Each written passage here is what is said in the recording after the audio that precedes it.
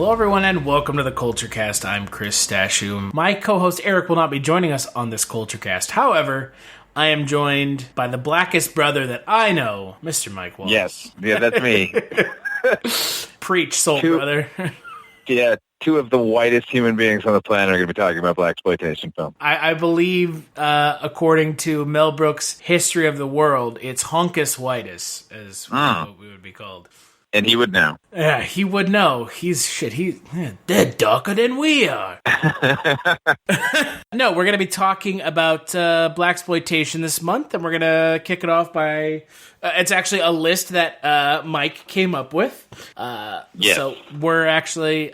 we missed out last week. We kind of got lost in the shuffle a little bit. We're going to talk about Black Mama, White Mama, a film that, to take a little bit of umbrage with your pick, Mike, I'm not sure that's really a Blaxploitation film. Not as much as this. No, not like this. Well, this is the granddaddy of them all. I mean, if there was a film that sort of kicked it all off, it was Cotton-Comes-to-Harlem. I think that's when it became viable for film producers and potential investors to see that there was an actual market for black African-American audiences.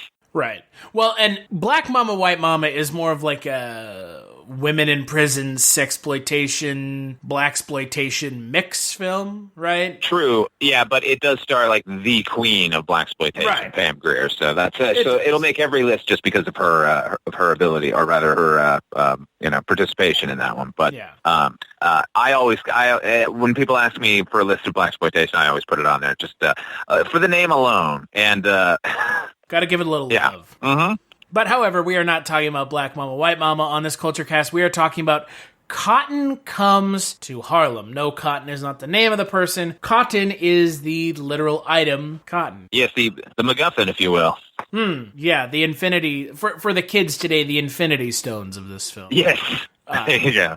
The film is directed by Ossie Davis, otherwise known as Black JFK from Bubba Hotep. Right, that's true. And DeMayer in Do the Right Thing. And it's based on the book Cotton-Comes-to-Harlem by Chester Himes. He wrote several books featuring the characters of Gravedigger Jones and Coffin-ed Johnson. Godfrey Cambridge plays Gravedigger Jones. Raymond St. Jacques plays Coffin-ed Johnson. And the film stars the two of them as they try to retrieve $87,000 in donated cash that was stolen, in quotations, by a con man reverend. That sums it up. Pretty much does. Introducing two cops only a mother could love. Meet Coffin-ed Johnson and Gravedigger Jones, two of New York's finest. Two cops who take charge when an $87,000 bale of cotton comes to Harlem. Tell me something, will you? What's the bale of cotton doing in Harlem? A bale of cotton? Bale of cotton. No, what would a bale of cotton be doing in Harlem? Down south, cotton was king. Cotton Comes to Harlem. It's cops and robbers with a shade of difference. See any cotton around here lately? A bale of cotton, sure. Where is it now? Did you turn Japanese? Huh? Come on, you know the position. Come on. Damn it. Another fine mess you got us into. I got us into. Shut up and shoot. Godfrey Cambridge is Gravedigger Jones. Raymond St. Jacques is Coffin-ed Johnson. Calvin Lockhart. Well, if it ain't King Kong and Frankenstein. Hey, what kind of talk is that, soul brother? Don't you know that black is beautiful? They put a personal touch on everything they handle. You have to play with that thing. I'm insecure, Captain. They're big, they're cool, they're beautiful. Where is that bale of cotton? There ain't no such thing as a bale of cotton in Harlem. Is that black enough for you? I finally found that bale of cotton. One thing's for sure, it ain't drugstore cotton. This is genuine Mississippi cotton. Don't you know if cotton come to Harlem? Come on, let's boot cotton's bud. Let's boot his bud. I said if cotton come to Harlem, I think I'm gonna get me a stick and I'm gonna kick cotton in the butt. Coffin-ed Johnson and Gravedigger Jones, two cops only a mother could love.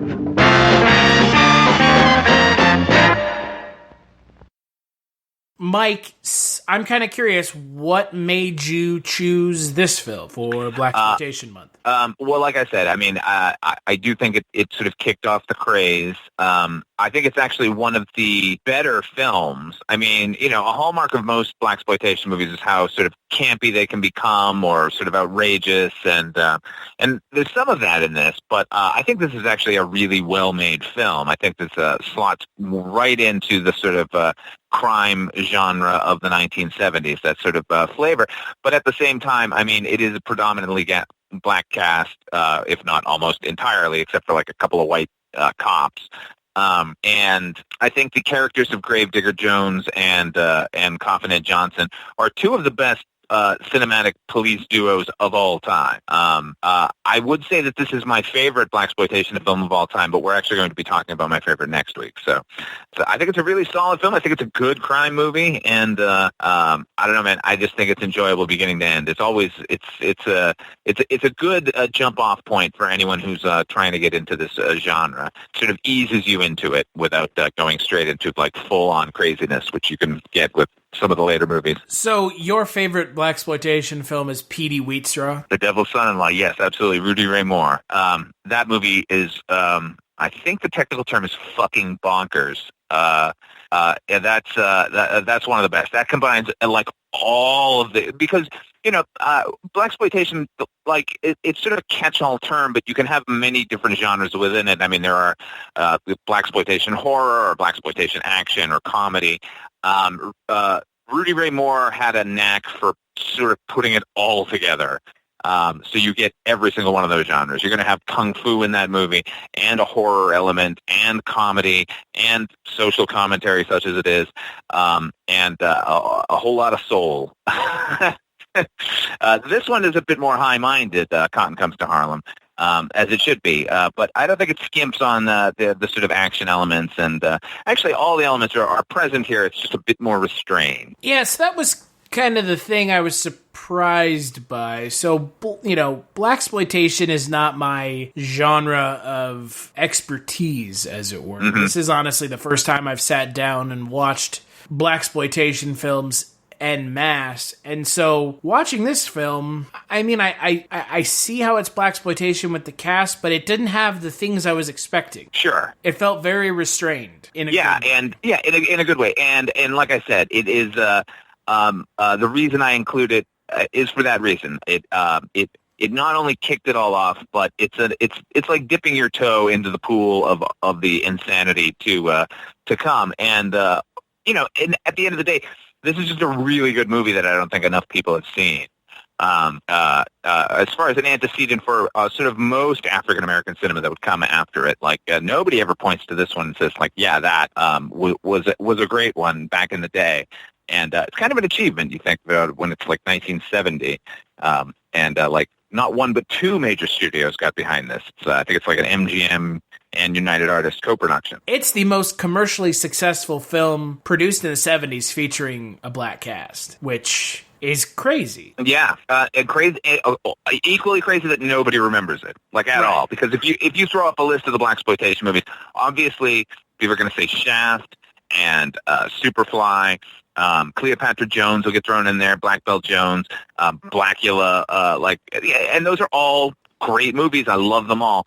But this one's really good and deserves a little bit more love, I think. Well, and I think you can attribute a lot of the love that this film warrants is due to the roles of Godfrey Cambridge and Raymond St. Jacques as the two main characters, the two main detectives, as it were. Yeah, and that's, again, not only sort of the restraint that this movie shows, but Ossie Davis is a really good actor, and I think this is his first feature that he directed. And he went ahead and cast it very well. These are really good actors in this movie. Godfrey Cambridge in particular, who, before I had known who he was because I had seen him in a couple other things. Most specifically, now this is kind of a weirdo connection, but I'm sure you've seen Rod Serling had a series called Night Gallery in the 70s. Right. And in that series, it's kind of famous in that it was the first sort of jumping off point for Steven Spielberg. He directed an episode in their pilot, and then he directed one other episode sort of during the regular series.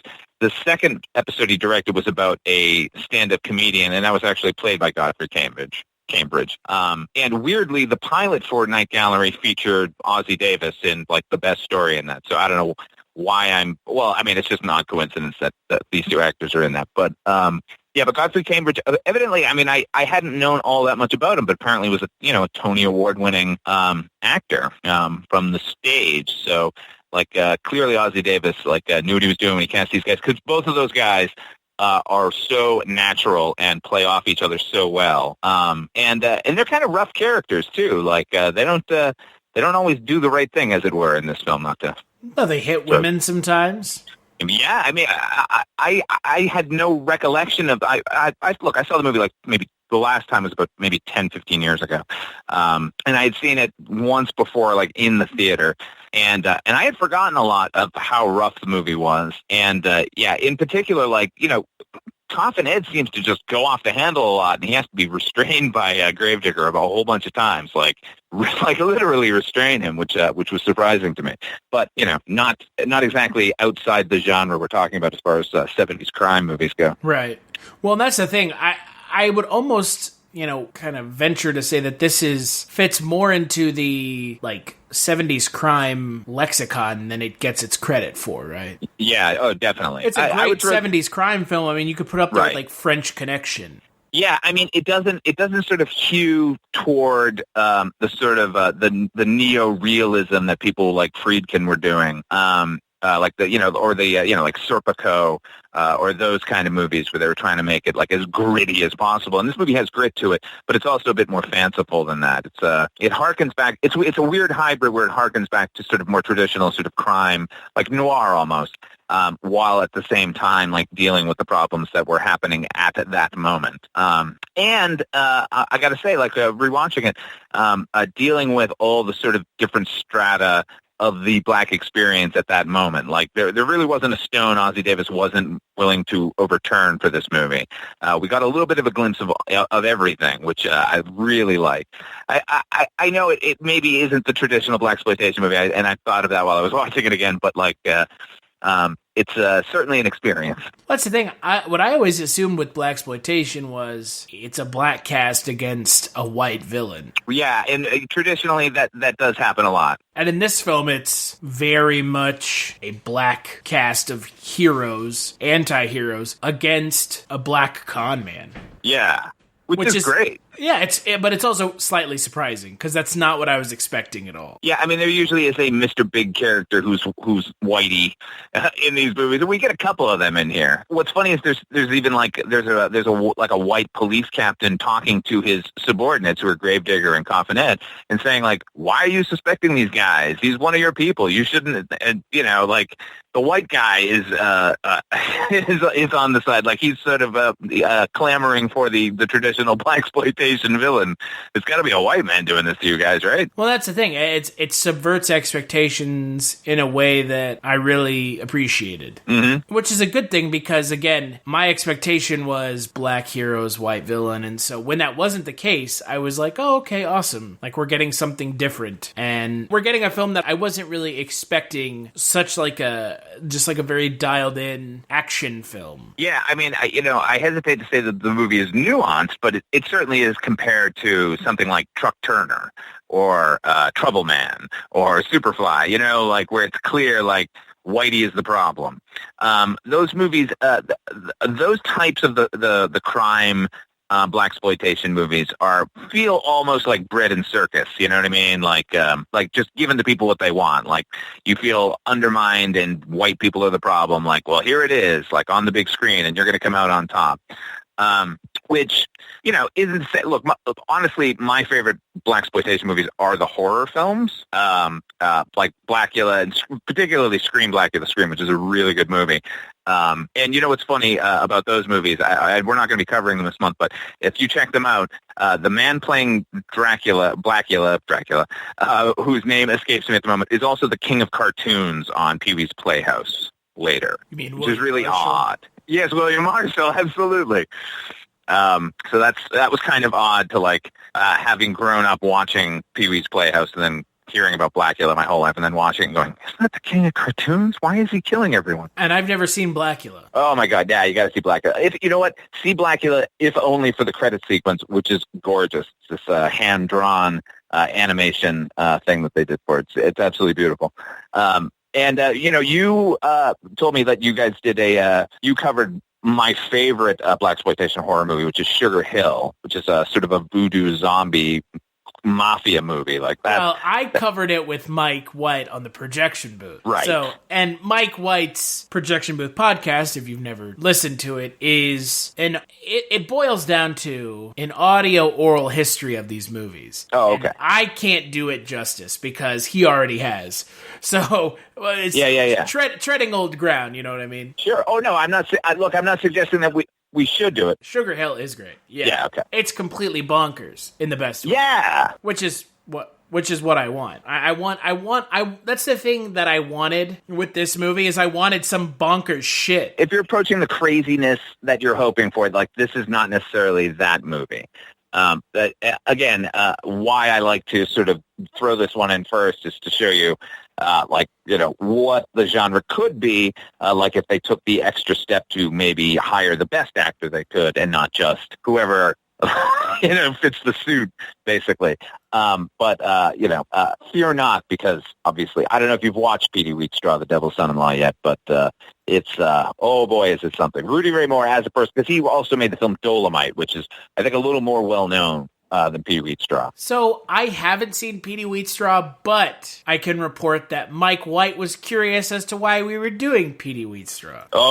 We'll talk about it next week. Because bearing the lead a little bit, he doesn't like that movie very much. Oh, really? Yeah, that was kind of his takeaway. He was like, "Oh, everything else is great, but why are you doing Petey Wheatstraw?" But that is why we're doing Petey Wheatstraw. Because it's rough. Yeah. Oh, it is so. I mean, look, you can watch it and appreciate it like as a bad movie, or you can appreciate it because I actually don't like doing that. I'm not. I can't really. I can't get into a movie ironically. That movie, it is so crazy, man. And we'll talk about it next week. I don't want to give anything away, but I think it's a perfect example of the blaxploitation genre as far as how totally insane you can go with it, and it's totally entertaining. Rudy Ray Moore as a human being is a fascinating cat. He made Dolomite, obviously, Human Tornado. Petey Wheatstraw, like a whole bunch of he had a lounge act, he had tons of comedy albums and stuff. He's an interesting guy, and as it turns out, weirdly that we just chose to do this genre. I'm sure you know the screenwriters Scott Alexander and Larry Karaszewski, who wrote Ed Wood and People vs. Larry Flint, and basically, they chronicle biographies of American oddballs. They did Big Eyes, the latest Tim Burton movie.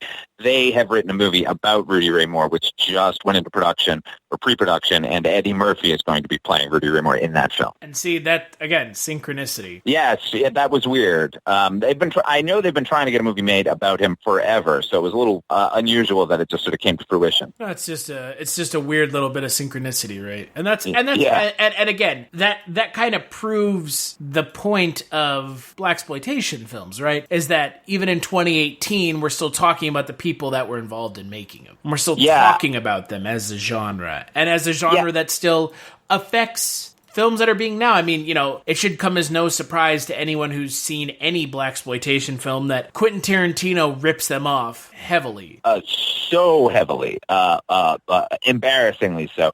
And again, you're going to see that specifically next week with Petey Wheatstraw. I mean, look, it's easy to kind of dismiss the movies. I think there have been loving tributes to them.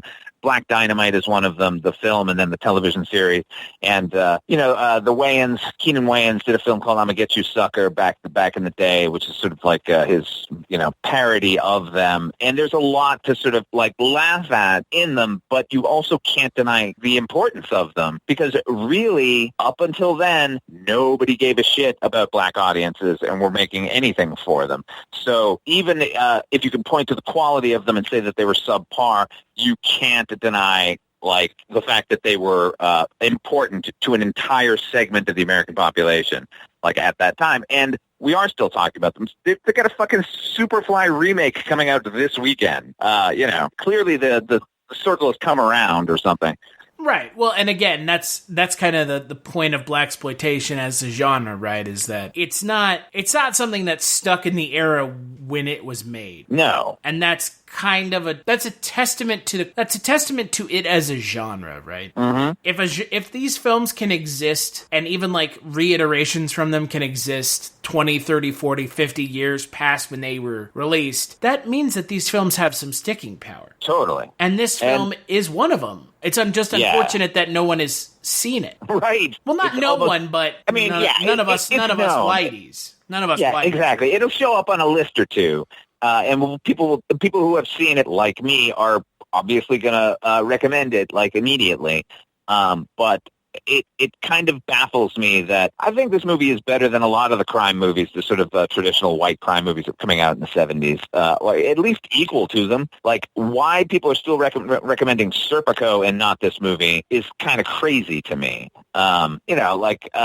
Cruising got a big sort of push when it came out on, like, Blu-ray and everything, and, like, that movie's good, I guess. I mean, I like parts of it, but it's not this movie. This movie's solid, beginning to end. I don't know. This is a good movie. Everyone needs to see it. Like, Godfrey Cambridge and Raymond St. Jacques' performances alone are worth the price of admission on this. Never mind all the weirdo peripheral characters that show up. Like you said, Cleavon Little is this junkie. Cleavon Little, who we only know from Blazing Saddles, mainly, although he's also in Vanishing Point, where he's really good. He was also in an episode of Tales from the Crypt. Yes, and don't forget Once Bitten, the vampire opus with young Jim Carrey from 1984 or 5. Never seen it. Oh my God, in heaven! Okay, is it that good? Oh yeah, no, it's terrible, but it is good. It's fun. It's sort of like that sort of the TNA comedy sort of wave that was going on in the sort of early 1980s. Like, it kind of slots into that. And well, you know me, I like movies set in and around Hollywood at that time. Like, I just like the look and the sheen of dirty Hollywood, and that movie is right in there. And Jim Carrey's really good in it too. He can't be more than like 22 years old, I think, in that film. Boy, what a career he's had. Am I right? Yikes! Yeah, dude. It's crazy and well deserved. Super, I think the guy is super talented, and I think that's maybe a good little one to go full back of and watch. Himself. Maybe a little full of himself. Yeah, I think we're talking about the fucking Andy Kaufman movie right now, where maybe like one. I think, right? Aren't we? I don't know. I mean, his more recent stuff seems to be lacking the Jim Carrey. I don't know. Yeah, well, I know everyone wants him to just continue to be this fucking like clown, but I mean, to be fair, that's what he's most successful as. Right, and I appreciate that, but that doesn't mean he can't sort of step into other genres. And I think and Dumber was great. Yes, okay, he's really good. But but you know what? Yeah, fuck you. No.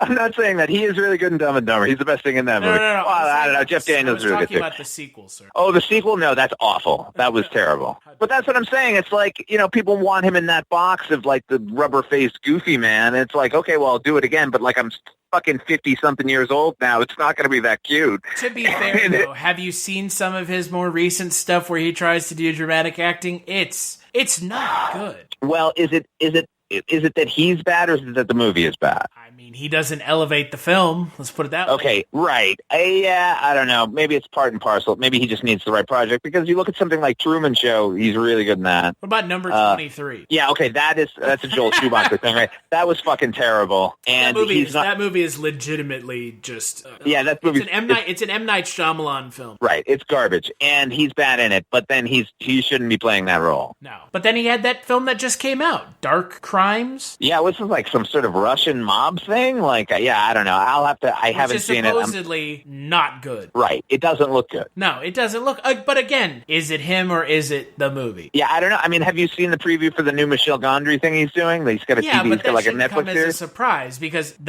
one of the best things Jim Carrey ever did was with Michel Gondry. Right. And Okay, and that movie is as whimsical as it is because it's Michel Gondry and it's sort of like legally has to be whimsical. Like, that's a dramatic movie and he's great in it. Yeah. So there we go. Anyway, go watch Once Bitten. I guarantee you'll enjoy it. But is it as good as the other 80s/early 90s vampire film, the Nick Cage vampire film? Oh, we're talking about Vampire's Kiss. Yes, it's that's a terrible movie. It's better than that. That movie is just, oh my God. We did a culture cast over it, I think, 2 years ago, and dear God, yeah, it's really bad. Yeah, it's nearly unwatchable. Here's a weird coincidence. I actually went to the premiere of Vampire's Kiss. It was at the Boston Film Festival. I must have been 14, and I sat behind Nicolas Cage, who had on the worst cologne I've ever smelled in my life. I had to get up and leave at one point just to like wash my eyes out and come back. Ooh. Yeah. So that movie. Did he do the ABCs for you? No, he didn't. Which he did not in person. Oh God! Just again, the genre of vampire films, talking about blaxploitation, has been so taken apart at this point that the fact that we can get a blaxploitation vampire film is again further testament. And we got a semi blaxploitation vampire film in the 90s with that Eddie Murphy director. Yeah, directed by Wes Craven of all people. Right, but it's it's a testament to blaxploitation as a genre that it can exist. And in any decade, any year, it's not defined by, oh, it was the 60s and 70s, oh, it's a time of racial turmoil in this country. This is, whatever, you could talk about that now, but it spans the years, which is important. Absolutely, and it's crazy that it's 2018 and we can still have to point to a movie and go like, wow, seeing an all-black cast is interesting, like Witness Black Panther, which I know we both weren't wowed by, but like the fact is that there's still a huge portion of the population like waiting for their stories to be told, however good or bad those stories are going to be told. And we still needed a good vampire movie. The fact is, in the 90s, we had Tales from the Hood came out. Like, had there been a black anthology horror film before that? No, there hadn't. And that's crazy because there have been literally 100 anthology horror movies up until that point. But what about Snoop Dogg's Hood of Horrors? Oh, yeah. What about it? Man, that movie is it's a special film. Yeah. Someone like Snoop took away all the wrong lessons from blaxploitation. It's don't try and be bad. Try and be good. But, if it ends up being bad and it can be enjoyed on a different level, then do that. But I can't abide fake cult movies, movies that are made specifically to be cult movies, like the entire Trauma collection, like that. I don't know, man. Maybe I'm too high-minded, quote unquote. But I couldn't get into those movies at all. I'm in the minority. I'm sure people are going to hate me for saying that, but whatever. I don't care. Well, that's the thing, right? That we kind of need to talk about when it comes to blaxploitation, and that we kind of haven't talked about on the Culture Cast a whole lot, is bad movies being made poorly on purpose. Yeah. As opposed to a movie just not being great, but being endearing in its bad. Ineptitude. Yeah. Yeah. I mean, you can just take a movie that was made poorly, they didn't have the funds, the guy making it, couldn't fucking cut together anything, doesn't know how to set the camera up. Okay, that's a failing on their part, but their intention was good.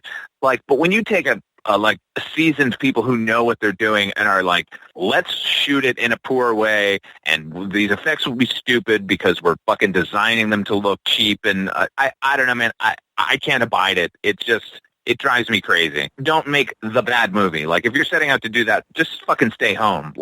I don't need to see that. There are plenty of movies, as you said, that are endearing in their ineptitude, that, I don't know. A film like The Room, a film that's essentially now is kind of passé, done to death. Yeah. I think it's a film that's been put to bed thanks to The Disaster Artist. Yeah, I don't think anyone has to revisit the movie again. Right. It is bad in its ineptitude, but it's endearingly bad. Right, because he had no idea what he was doing. Right, and he was taking it very seriously. Right. He isn't kidding. This is not a joke. Right. Like, he thought he was making Citizen Kane, and that's why that movie has sort of latched on to people, or people have latched on to it, rather. But I don't know, man. I can't, like the Toxic Avenger. Like, what's stupid? Like, what can we do that's kind of idiot proof? Like, like that we'll put the box art on and whatever, like, throw it out there. Like, even Roger Corman, like, because people accused him of, like, sort of intentionally making bad movies back in, like, the 60s and everything.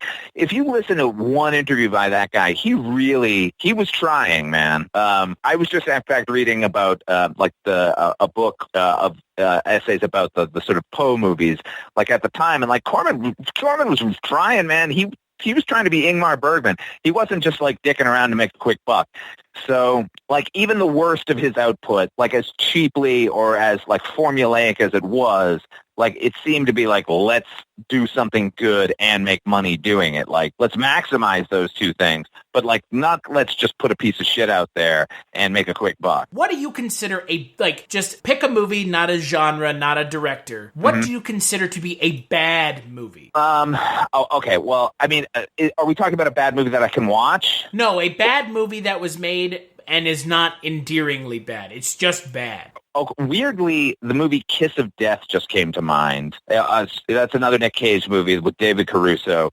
I think even Barbet Schroeder directed that movie, and it's a remake of a classic noir, and it was fucking unwatchable. To me, any bad movie is when I'm at a point where I'm like, I don't care how this movie ends. I can no longer invest any time in this. Right. And that's one where I didn't even get through. I think I got up and left the theater, which I never do. Waterworld was another one where I couldn't tell you how Waterworld ends. I did not stay. That movie was offensive to me, like, in its ineptitude. Like, I couldn't get into it at all. Those are, I don't know, maybe someone likes Waterworld out there. Sorry, I hope you did. They made a great stunt show out of it at Universal Studios. Right. That's kind of the only redeeming thing about it at this point. Hey, man, I'll stand front and center and tell you that was a great stunt show.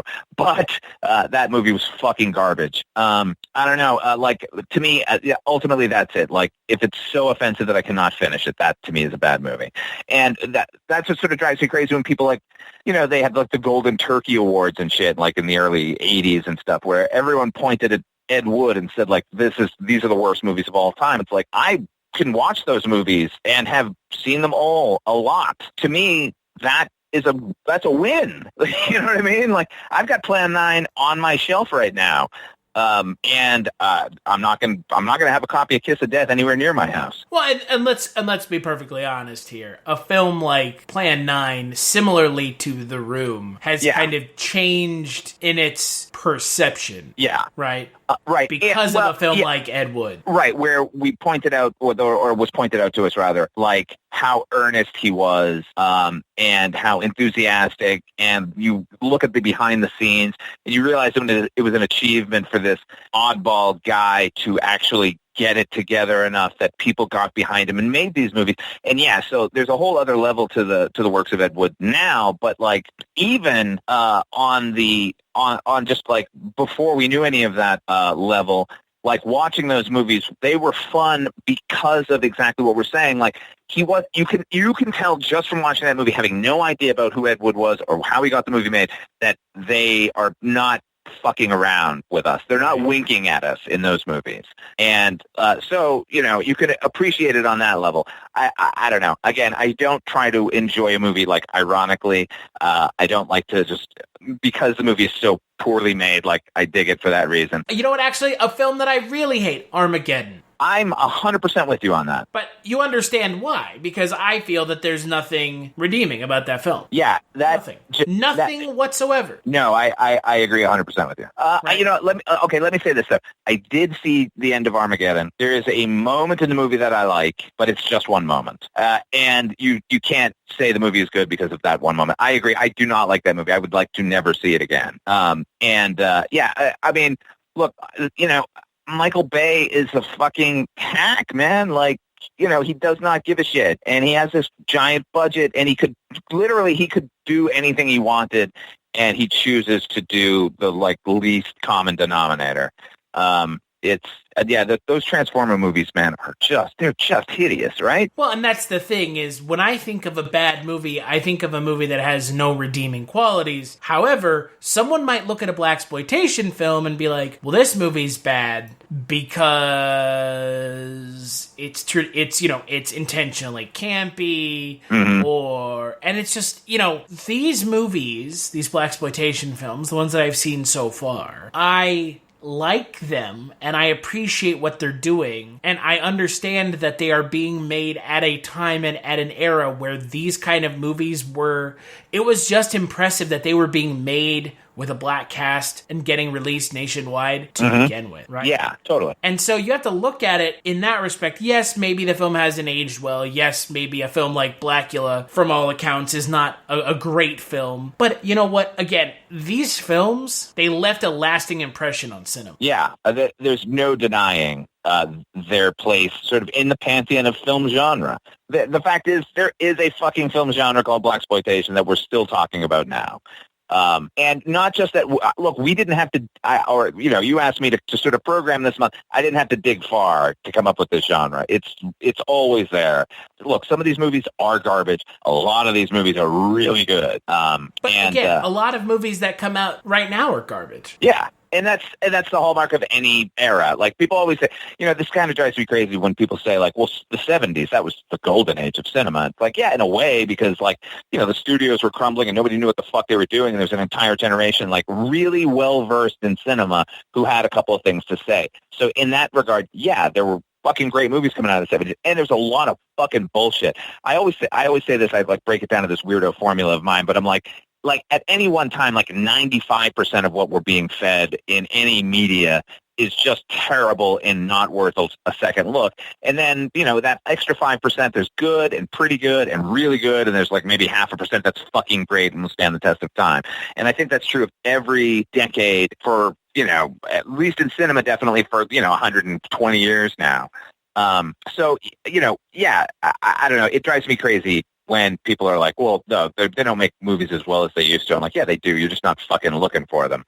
So, blaxploitation, yeah, there are some terrible movies. There's some fucking great ones. Like, it's a constant, like, ebb and flow with these things. And I think that this is like you said, this is a good spot to dip your toes in the water. Yeah. If you're talking about not going full blaxploitation, this is a film that kind of bridges the gap. If you watch this movie and just like, yeah, this thing is not for me, then you're A, probably a racist, but B, not going to enjoy blaxploitation, like, at all. Like, it's not because black enough for you. That's this movie is black enough for me. Because there are hints there's sort of like, kind of like, juvenile comedy here and there in this movie, and there's, a bit of, titillation in some cases, and there's like crime, and there's sort of black pride, which comes up a lot in these movies. This one does it, as we've said, in like a restrained, kind of nuanced fashion. So, this is like the roadmap of where we're going to go if you want to continue this blaxploitation journey. And I think this one does it subtly, and the stuff that comes later goes just off the map in every direction. And I think, even though we didn't get to cover Black Mama, White Mama, this film builds upon that film, because that film, you said you do disagree with me a little bit. It's less blaxploitation than this film, so this is like building on it. This is building blaxploitation. Yeah, this is I think this is the cornerstone. This is or the foundation rather.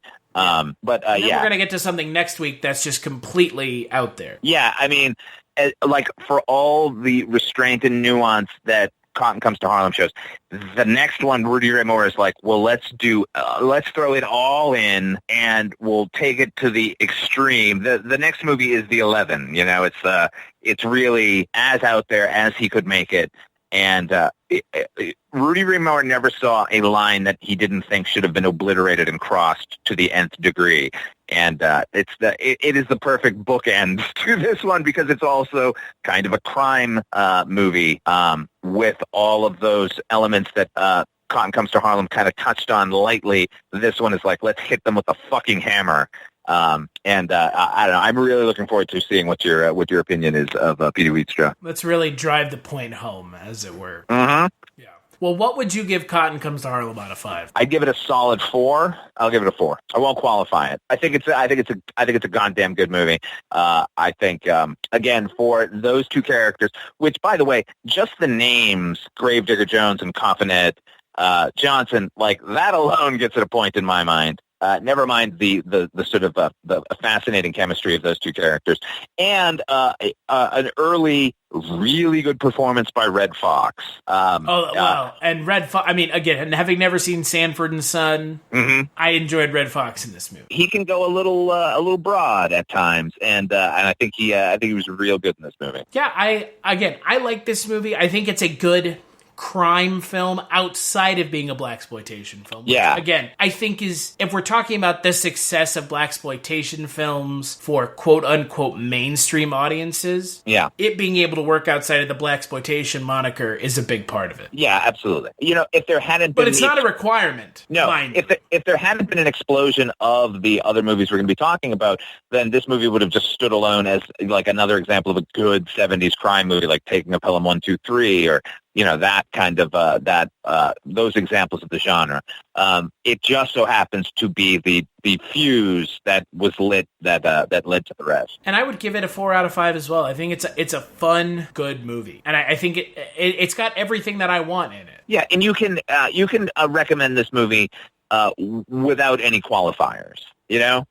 You won't have to say, well, the comedy's going to get like totally fucking ridiculous, or they're going to have this sort of the overly arch white villain who is representative of the man in general. You know what I mean? Like, I don't have to explain. I just go, here, watch this movie. It's really good.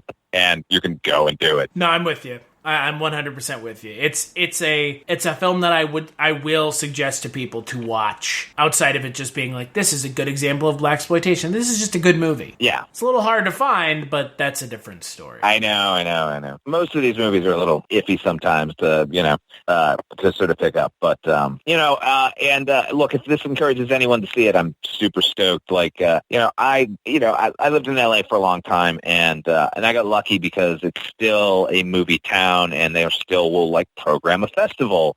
So I did get to see pretty much everything we're talking about. I got to see in the theater, and that's it's pretty great to see it on the big screen. What do you think the film has? Well, I guess technically it doesn't even have a Rotten Tomatoes score. It has no Rotten Tomatoes score. What do you think it has from the audience? Well, first of all, I'm kind of shocked that it doesn't. From the audience, I don't know, 80s? I'll say in the 80s. Hopefully. I'm crossing my fingers. 69%, dude. Are you kidding me? Oh, geez. This is why you can't trust anyone who fucking writes reviews online, including you and me. This is why you can't trust the white man. Okay, brother? That's why you can't trust the white. I don't trust Whitey. Don't trust Whitey. That's ultimately what blaxploitation films are all about. Yeah, but 4 positive reviews from the critics that are on there. So, well, good. I mean, how can it not be? It's a damn fine movie. I couldn't. Well, if I was forced to pick it apart, I bet I could find some stuff to complain about. But the overall mood I have watching that movie is enjoyment, and even with some of the more unsavory things, they do slap women around a little too much in this. But even they sort of get their revenge, so I don't know. Yeah. Well, let's take a break, and we'll play a preview for the next Culture Cast.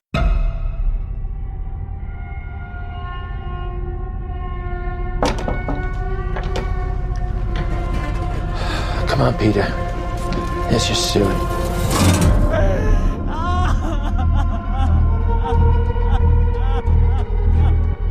It's heartening to see so many strange new faces here today.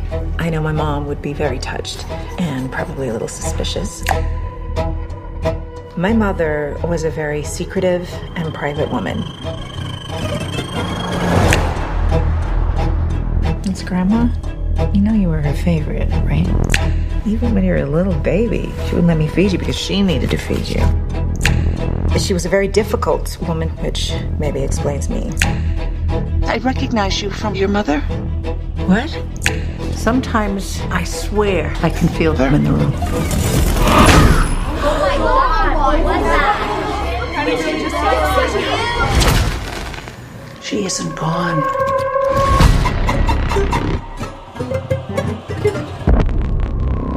She had private rituals, private friends. Who's gonna take care of me? You don't think I'm gonna take care of you? But when you die... And she wasn't altogether there. At the end.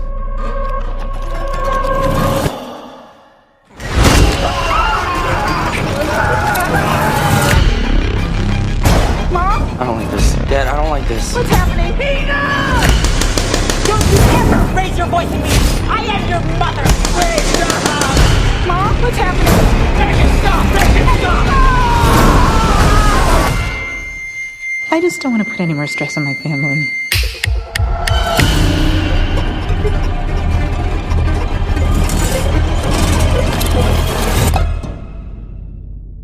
On the next Culture Cast, we're going to be talking about Ari Aster's debut film, writer-director Ari Aster's Hereditary, the scariest movie of the year, the scariest horror movie of the last decade. Stop saying that. You're not selling anybody on the movie, except for, as Bill Murray would say, the straights. You're scaring the straights. Yeah. So cut that shit out. Just cut it. Nothing like hyperbole to like ruin a horror movie for me, because I hear that, I'm like, I'm expecting the best movie, and then I see it and I go, are you fucking, who saw this? It's funny, Chris, because I was just talking to a friend of mine who's really film savvy as well about this today. In fact, we were talking about Hereditary based on these sort of overly glowing reviews. It seems to me that like certain like internet critics like get to see these movies at like a festival several months before, and they all want to be the one who breaks that movie. You know what I mean? They all want to be the one who and it ruins the experience for everybody. Well, and that's the thing, and Eric and I have talked about this multiple times. Movies like The Witch. Yes, and that's exactly what I was thinking of. It Follows. Yes! What's the other one? I'm not going to say Get Out, because I really liked Get Out. Yeah. I haven't been hearing about Get Out for like 6 to 8 months beforehand, whereas I certainly did with The Witch and It Follows.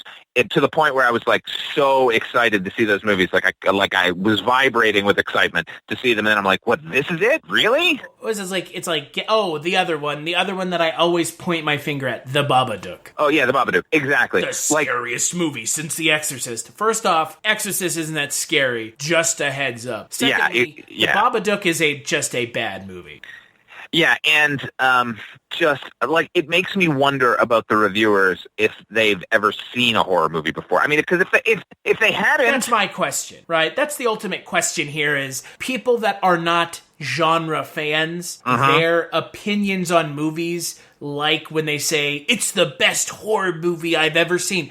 How often are they going to see any horror movies that aren't The Purge or Rings or other of these like really garbagey mainstream horror movies that come out seemingly every other Friday night or every other Friday of every other week to try to get the 15 to 18-year-old crowd into the theater to have an arm for their date to grab onto. Yeah, exactly. I mean, if all you've seen is the remake of fucking House of Wax, and then you saw It Follows, then certainly it is the scariest movie you've ever seen.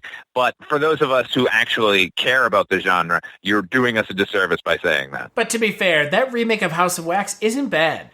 I like that it's an actual House of Wax, certainly. That's the dumbest part of that whole movie. that is the most unbelievable part of that whole film. Yeah, it's you know what's crazy about those movies, man? Like they're all well, maybe not that one, but I think that was a Zemeckis production where Dark Castle was the production company, like he and I think Joel Silver, maybe a couple others, sort of founded to like ostensibly to remake the films of William Castle, who is one of my favorite filmmakers of all time. And Castle's movies have a lot of shortcomings.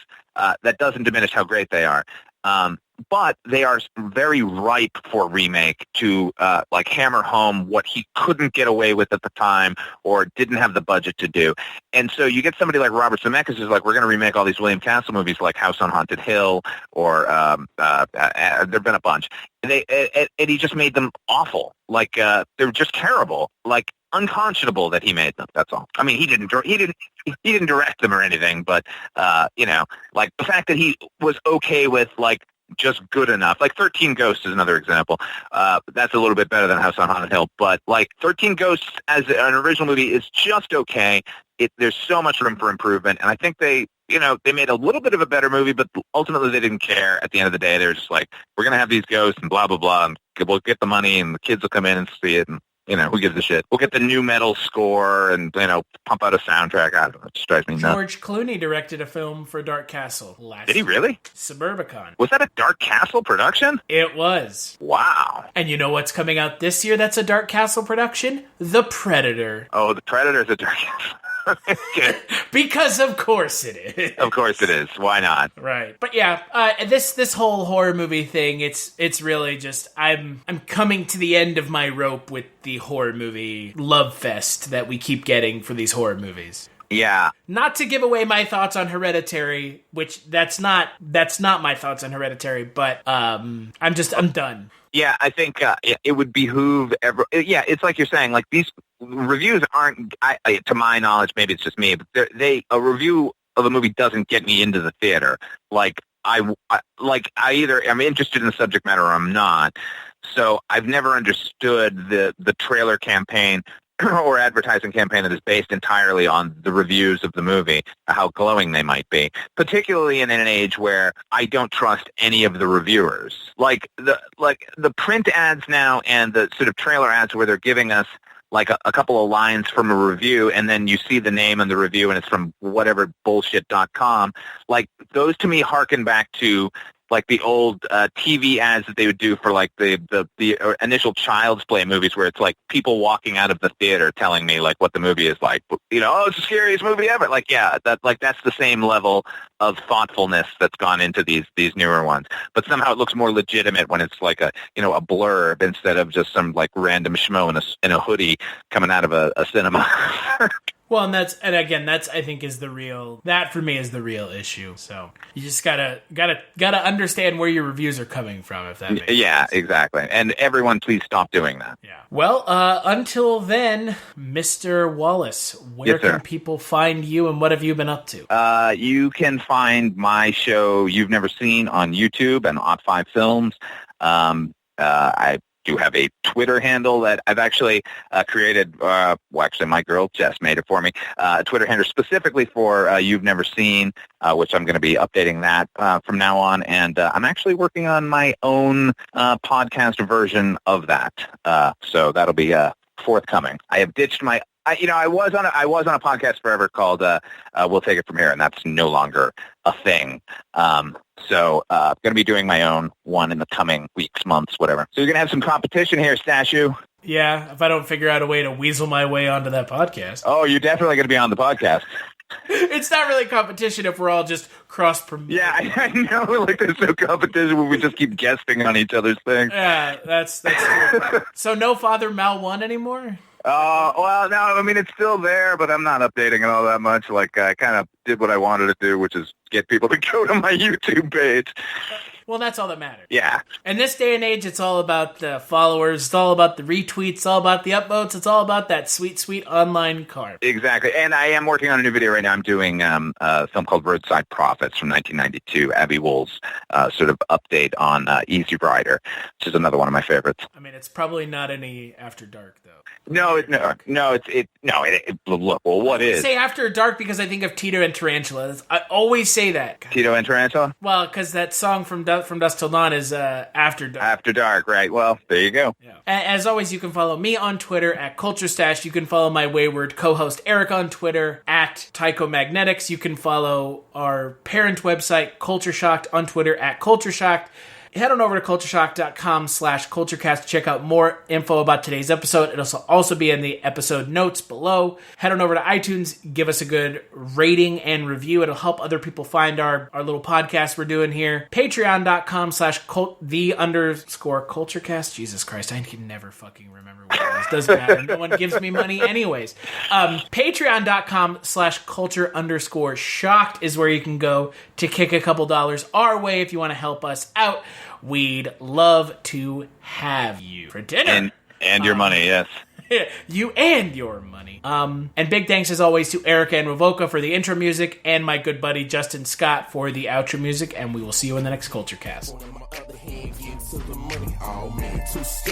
Posted with the crew. You know how we do, I'm just two-step, drink in my right hand, phone in my other hand, getting to the money, oh man, two-step, posted with the crew, yeah, you know how we do. Hey, two-step, you know what I'm saying, 1, 2, 1, 2, Benjamin, aka the Black T, you know what I'm saying, catch me with my crew every day, two-step, oh, my phone in my other hand like,